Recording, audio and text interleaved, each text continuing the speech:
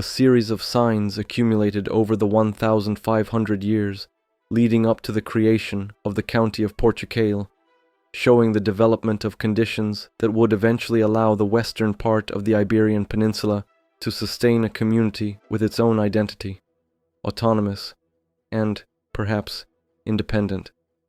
But what were the roots of this process? The 260 years under consideration correspond to a period when an entity already existed under the name of Portucale, although it did not yet equate to an independent state, much less a nation. This was a time of great uncertainty and multiple possibilities, during which a kingdom gradually took shape. Over time, the name of a local settlement came to designate an entire territory and its population. From there, it gained the ability to unite other regions and peoples that shared in its meaning, ultimately giving rise to a strong entity capable of successfully fighting for its own independence. The First County of Portucale, 868 to 1071. The idea of Portugal as a distinct entity with its own political identity naturally began with the establishment of the County of Portucale, centered around Porto. Over the course of 260 years, this territory, located in the remote regions of Hispania and constantly disputed by Christians and Moors, was shaped by both consistency and crises. Despite frequent instability, it managed to consolidate itself over 2 centuries as an organized entity, with its political boundaries becoming clear in the second half of the 11th century, when Count Nuno Mendes lost the Battle of Pedroso against King Garcia. The defeat led to the end of the First County of Portucale, though not to the disappearance of the territory itself. On the contrary, within a few years, it would re-emerge even stronger. The Muslim invasions had spread across much of the Iberian Peninsula, and by 720 their forces had crossed the Pyrenees, only to be halted at Poitiers, 732. Their advance south of the Cantabrian Mountains had already been stopped in the 710s as the Christian resistance concentrated in the north, while Al-Andalus consolidated in the south. The city of León, located in a strategic position with visibility over the Cantabrian Mountains, was rebuilt and fortified to monitor northern guerrilla movements. From there, Christian expeditions were launched. By the mid-9th century, the old territory of Galicia was still largely unsettled, though military campaigns by Asturian kings pushed the Muslim frontier southward. During the reign of Alfonso III, the Kingdom of Asturias extended across Galicia. Later, Ordoño II inherited the throne of León in 914, while Garcia I received Galicia. This marked the beginning of Galicia's political separation from León, which would remain unstable until the end of the 10th century. The Astur-Leonese monarchy expanded territorially, giving shape to what would later become the Christian kingdoms. By the end of the 9th century, the Galician language had consolidated itself, while the cult of St. James of Compostela gained increasing prominence. Meanwhile, the Muslim power in Al-Andalus was far from stable, weakened by internal revolts and conflicts, which the Christian kingdoms used to their advantage. The Astur-Leonese monarchy showed great adaptability in its conflicts. It was in this unstable environment that the Asturian monarchy pushed its frontier south of the Douro River, reaching as far as the Mondego.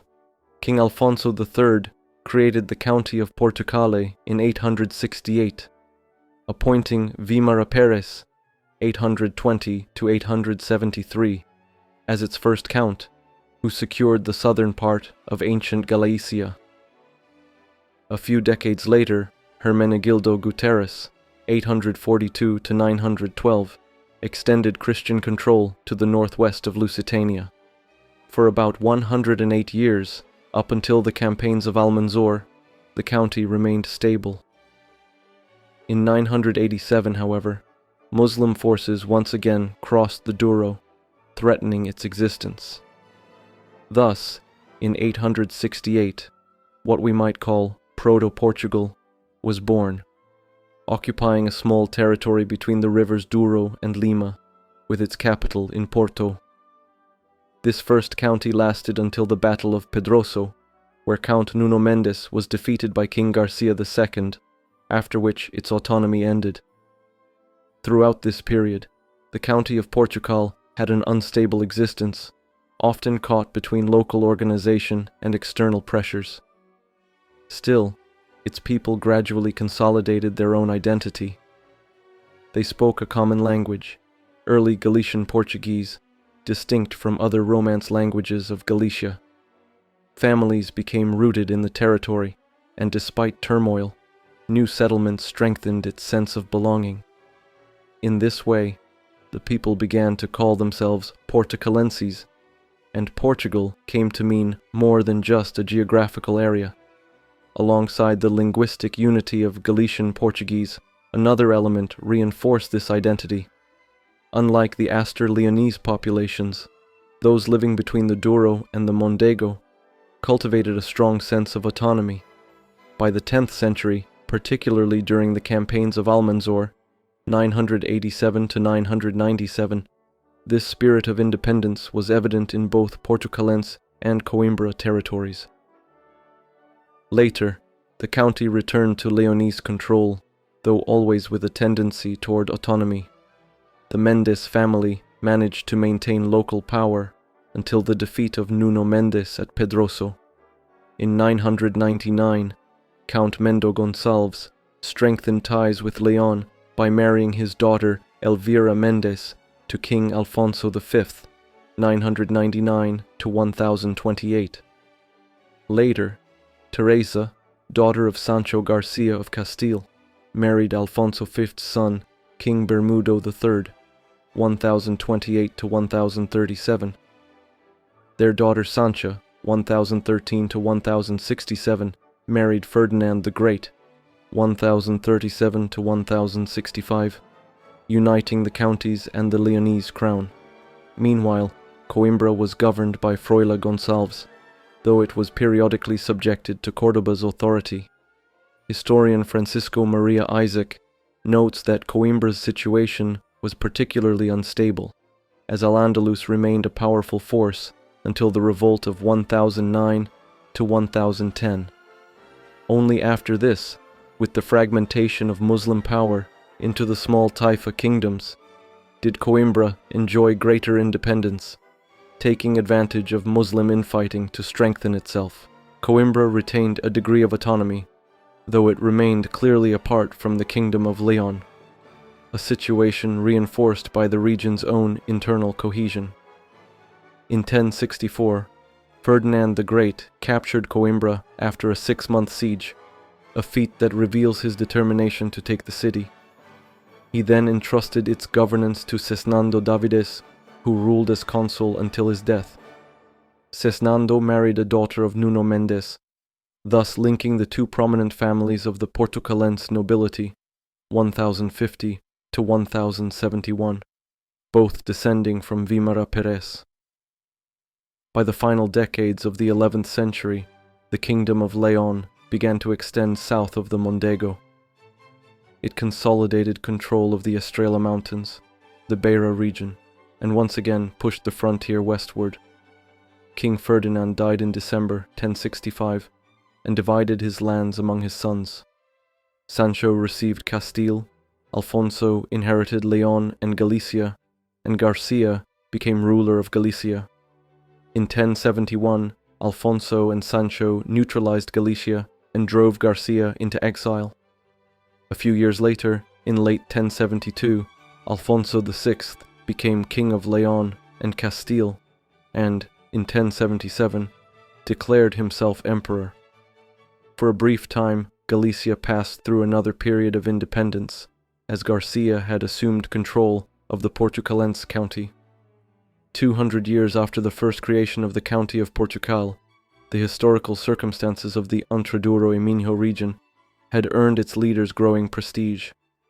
Their political weight made them increasingly linked to the kingdom, to the point that when Count Mendo Gonçalves died, his successor was Nuno Mendes. the power and influence of the Portucalense counts ensured the authority of this region at the western edge of Galicia. But for Garcia, it was not enough merely to rule Galicia. In the fragile political climate, the ancient territory of Galicia had to be taken as a whole, not split into pieces. Count Nuno Mendes was more ambitious still, and the young monarch, apparently eager to strengthen his authority, refused to grant him greater power. Nuno Mendes then rebelled. Without the support of the forces from the lands between the Douro and the Mondego, he was defeated at the Battle of Pedroso. With his defeat, the title of Count of Portugal disappeared, and the county founded by Vímara Peres effectively came to an end.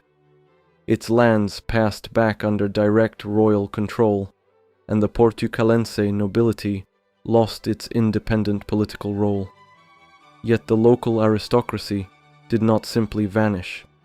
Cesnando Davides continued to govern Coimbra, while other noble families, though defeated, were not stripped of all status. The name Portugal remained as a geographical reference and as a symbol of regional identity, even though it no longer corresponded to an independent political entity. By 1071, the term Portugal meant more than a mere territorial label. It signaled the presence of a collective identity capable of surviving political shifts. As the historian Mario Gouveia observes, when we read that Garcia was king of Portugal, we must not imagine that in 1071 there was already a fully defined kingdom. Rather, it reflects how the region's political and symbolic weight was recognized within the wider realm of ancient Galicia. Between 1071 and 1096, therefore, nothing suggests that Portugal had already achieved full sovereignty. The phrase Portugal as a political entity simply indicates that, under Alfonso VI's reorganization of his southwestern domains, the region of Portucale gained a new importance and visibility.